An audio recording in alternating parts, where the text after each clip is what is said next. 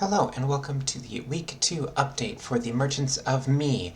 This is for November 27th. Today is November 23rd. I will be out on holiday the rest of the week, so if there are any contributions, I will pick those up in the next video.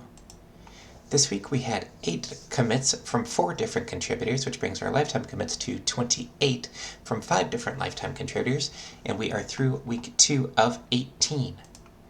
This week, I guess actually this was last week, Randy Tan went in and identified and got each tile when you moused over it and then you clicked on it. We had Neil come in and update the action point counter when a player clicks on a location, and then when you press the undo button, any inventory that the player had picked up in the previous move will now be removed. Gabriel went in and had the resources now show up in the inventory, which is how Neil built onto that system.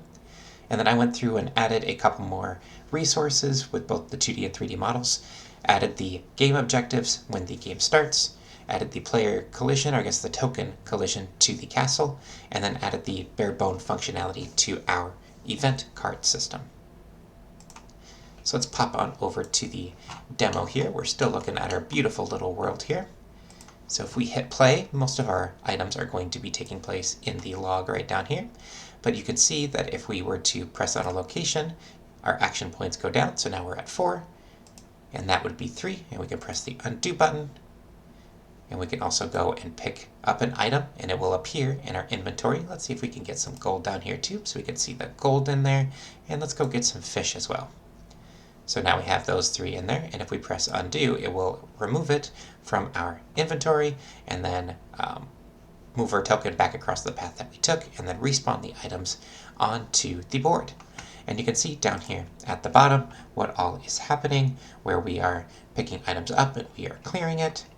And then it might be cleaner to just start a new version of this, where you can see the player has 4 objectives. The first objective that they will try to do is to provide 11 coffee to the castle, and then after that we will have 3 secondary objectives, and in this case it is 4 grapes, 9 grapes, and then 8 different kinds of fish. And wherever I landed, there we go. So now if we were to pick items up and then pass into the castle, you can see in the log it says the merchant has arrived to the city carrying blank resources. We haven't tied that to the inventory system, but there is collision active on that. So I believe that is all that we have for this week. Oh, nope, one more. So we can press the end turn button and it becomes the board's turn, and then in the log you can see that the event card, Town X, is paying more for Y resource, and now it is the player turn, and we can press end turn and they will pull a different type of objective, ideally.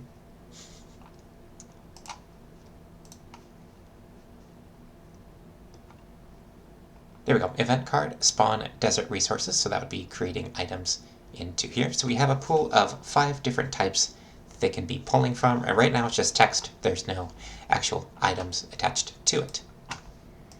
So popping over to the Trello board, we have a couple of items that can still get popped in before the next week's video, but in week 3, we are looking primarily at getting the core component of the vertical slice done, where we are showing the player the game objectives, and having the player be able to purchase additional merchants, and then increasing our action points and spending our action points in order to complete our objective. So that is our weekly update for the Merchants of Me.